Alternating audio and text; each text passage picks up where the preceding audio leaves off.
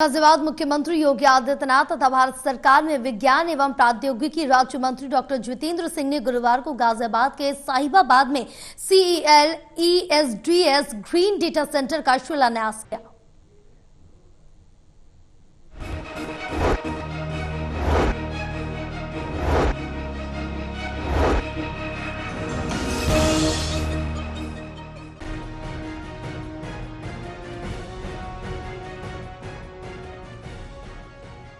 गाजियाबाद में मुख्यमंत्री योगी आदित्यनाथ कई कार्यक्रमों में शामिल हुए। इस दौरान मुख्यमंत्री योगी आदित्यनाथ ने CEL द्वारा विकसित हो रहे नए ग्रीनफील्ड डेटा सेंटर पर प्रसन्नता जताई और कहा कि ये प्रधानमंत्री के 2070 तक नेट जीरो के संकल्प की ओर एक मजबूत कदम है।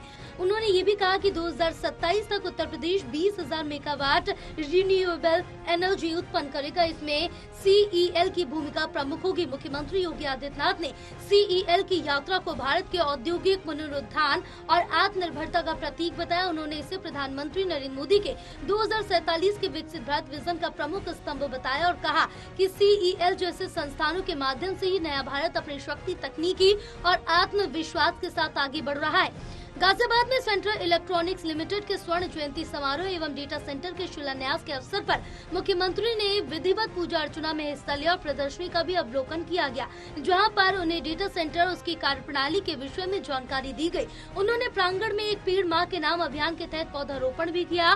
कार्यक्रम में CEL की ओर से भारत सरकार को लगभग 21 करोड़ रुपए के लाभांश का चेक भी भेंट किया गया, जबकि CEL और मल्टी इंफ्रा के बीच 200 मेगावाट सोलर मॉड्यूलर के लिए MOU भी हस्तांतरित हुआ है। मुख्यमंत्री योगी आदित्यनाथ ने सेंट्रल इलेक्ट्रॉनिक्स लिमिटेड की 50 वर्षों की यात्रा को एक सक्सेस स्टोरी बताते हुए कहा कि संस्थान अब अमृत काल में प्रवेश कर चुका और प्रधानमंत्री नरेंद्र मोदी के विकसित भारत के सपने को साकार करने में निर्णायक भूमिका निभा रहा है।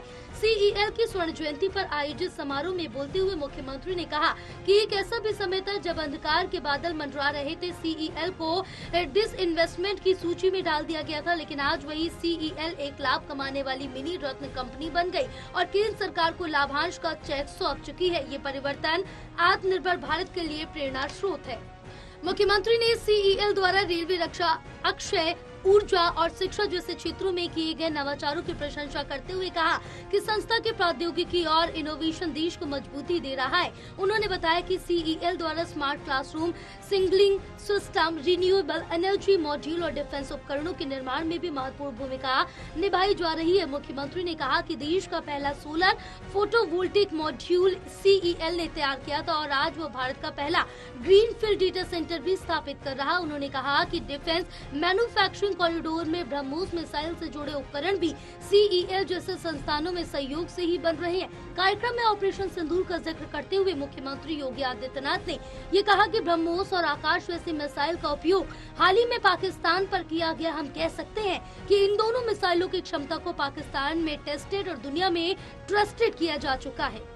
मुख्यमंत्री ने CEL के विकास को उत्तर प्रदेश की बदलती तस्वीर से जोड़ा। उन्होंने बताया कि पिछले 8 वर्षों में प्रदेश की अर्थव्यवस्था 2.5 गुना बढ़ी है। 6 करोड़ लोगों को गरीबी रेखा से बाहर निकाला गया और अब निवेशक उत्तर प्रदेश में निवेश को लेकर उत्साहित है। उन्होंने कहा कि 2017 में प्रदेश बीमारू छवि से जूझ रहा था, लेकिन आज ये देश का ग्रोथ इंजन बनने की दिशा में आगे बढ़ चुका है। 50 लाख करोड़ रुपए के निवेश और प्रस्तावों में से 15 लाख करोड़ के निवेश को ग्राउंड ब्रेकिंग के जरिए प्रोडक्शन से जोड़ा है।